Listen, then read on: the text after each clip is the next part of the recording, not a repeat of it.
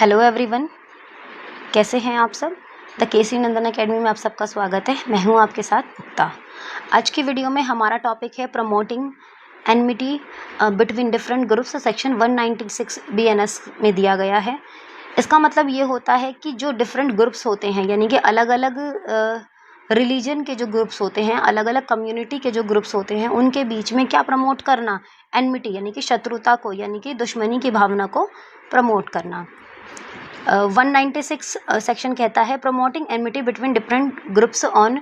Grounds of religion, race, place of birth, residence, language etcetera and doing its prejudicial to maintenance of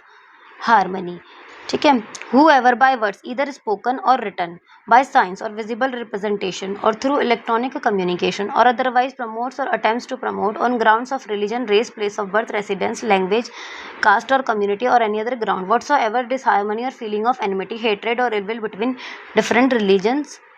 race, language और religion, group और caste और communities. इसमें यह कहा गया है कि जब कोई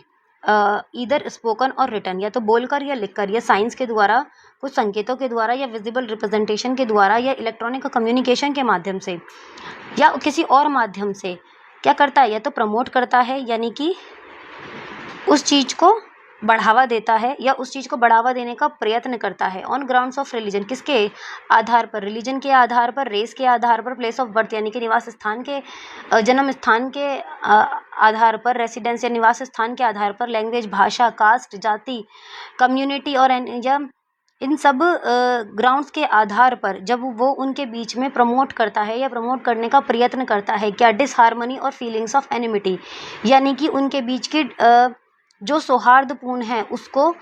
कम करने का, और फीलिंग्स ऑफ एनिमिटी यानी कि शत्रुता की भावना को बढ़ावा देने का, उनके बीच में नफरत को पैदा करने का, उन डिफरेंट रिलीजन्स में, डिफरेंट रेस में, लैंग्वेजेस में, डिफरेंट रीजनल ग्रुप्स में, या अलग अलग कास्ट के लोगों में, या अलग अलग कम्युनिटी के लोगों में, जब उनके बीच में डिसहार्मनी या उनके बीच में शत्रुता की भावना, दुश्मन की भावना, या उनके बीच में नफरत फैलाने की जब कोशिश की जाती है, तो वो इस ऑफेंस में आता है। इसका क्लॉज भी कहता है whoever commits any act which is prejudicial to the maintenance of harmony between different religions, race, language or regional groups or caste or community and which disturbs or is likely to disturb the public tranquility। ये कहता है कि कोई ऐसा act करता है जिससे public tranquillity या पब्लिक पीस जो है वो डिस्टर्ब होती है, यानी कि किसी समुदाय के बीच में, या किसी ग्रुप या किसी धर्म के बीच में, या किसी जाति के, या उन सब के बीच में जो लोक शांति में विघ्न डालता है, या ऐसा विघ्न डालने का प्रयत्न करता है, तो वो इस ऑफेंस में आता है। इसका क्लॉज भी ये कहता है। सी क्लॉज ये कहता है कि organises any exercise, movement, drill और अदर सिमिलर एक्टिविटी, या वो किसी अभ्यास में, किसी आंदोलन में, या किसी कवायद में, या किसी इस तरह की क्रियाकलाप में, ऐसी क्रिया में इस आशय से उसको संचालित करता है, इस आशय से उसको एक्टिविटी को कंटिन्यू करता है, और be trained to use criminal force और वायलेंस, जिससे कि उसमें क्रिमिनल फोर्स का या वायलेंस का, यानी कि बल का या फिर हिंसा का प्रयोग किया जा सकता है, और यह जानते हुए भी वह उस एक्टिविटी में पार्टिसिपेट करता है जिससे कि वह आगे जाके इस क्रिमिनल फोर्स को और वायलेंस को यूज़ कर सके, और participates in such activity intending to use to be trained, और इसलिए पार्टिसिपेट करता है कि वह जानता है कि वह आगे चलकर क्या करेगा, क्रिमिनल फोर्स का और वायलेंस का यूज़ करेगा। And participants that the participant in such activity will use or train to be used for violence against any religious,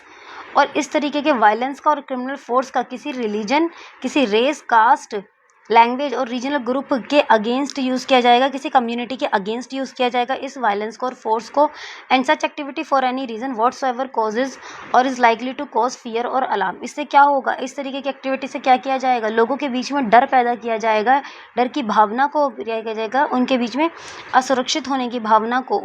महसूस किया जाएगा।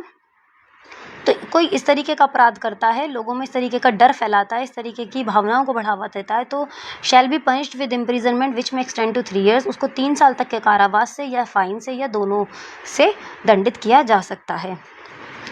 इसका क्लोज 2 ये कहता है whoever commits an offense specified in subsection 1, जो सबसेक्शन 1 में दिए गए ऑफेंस को कमिट करता है, in any place of worship, in any assembly,